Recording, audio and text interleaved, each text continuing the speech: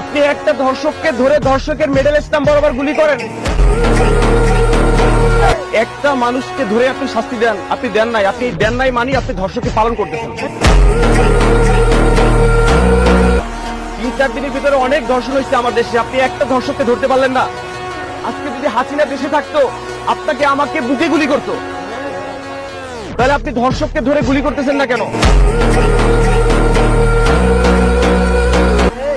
আজকে সাধারণ ধর্ষকের হাতে যদি পিস্তল থাকে, গুলি থাকে, আপনার প্রশাসনের হাতে তো পিস্তল গুলি আছে।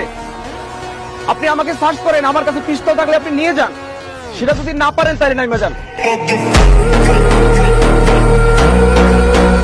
আপনি ধর্ষককে শাস্তি দিতে যদি না পারেন তাহলে আপনি চেয়ার ছেড়ে দেন, যে শাস্তি দিতে পারবে ওনাকে বসান। আমার দেশের মা বোন যদি নিরাপত্তায় না থাকে, আজকে আপনার মেয়েকে ধর্ষণ করলে তো আপনি কান্নাকাটি শুরু করে দিতেন ভাই।